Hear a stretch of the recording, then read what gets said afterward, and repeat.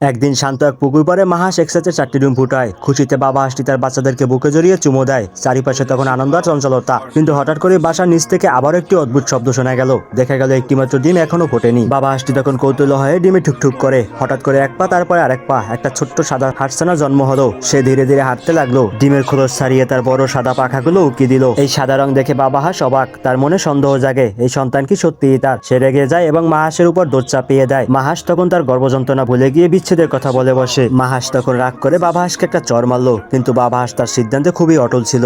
সে তার পুরো পরিবারকে ছেড়ে চলে গেল। মাহাসও তখন তার নিজের 4 সন্তানকে একা মানুষ করার সিদ্ধান্ত নিয়ে ফেলে। ছোট্ট সাদা হাঁসটিকে একা ফেলে দুজনে চলে যায়। কিন্তু সে একটুও দ্বিধাবোধ করেনি। শেষমেশ দৌড়ে মায়ের পেছনে যেতে শুরু করে। সব ভাই বোন তখন মায়ের পিঠে চড়ে বসে। আর ছোট্ট সাদা হাঁসটিও সাহস করে তাদের পিছনে ওঠে। সে বুঝতেই পারে এটা আসল ভালোবাসা। কিন্তু যখনই সে ডাকতে চায় তার আওয়াজ অদ্ভুত শোনায়। ভাই বোনেরা হাসে এবং তাকে নিয়ে মজা করতে শুরু করে। তার মনে হয় সে কারো ভালোবাসা পাওয়ার যোগ্যই ছিল না। সে পুকুর পাড়ে দাঁড়িয়ে নিজের প্রতিবন্ধী দেখে ভাবে, এই কুৎসিত হাঁসটা কি আমি? তখন সে বুঝতেই পারে তাকে সবাই কেন অবহেলা করছে। চোখে জল নিয়ে সে পিছনে ফিরে তাকায়। ভাই বোনেরা তখন খুশিতে খেলতেছে, কিন্তু সে কেবল একাই বসে আছে। সে একা পাড়ি দেয়, কোথায় যাবে জানে না। কিন্তু তার মনে আছে একটাই কথা, ভালোবাসা খুঁজে পেতে হলে তাকে এই পথেই পাড়ি দিতে হবে। তো বন্ধুরা, ভিডিওটি ভালো লাগলে চ্যানেলটি সাবস্ক্রাইব করে বেল আইকন বাজিয়ে রাখো, যাতে এই চ্যানেলের ভিডিও সবার আগে দেখতে পারো।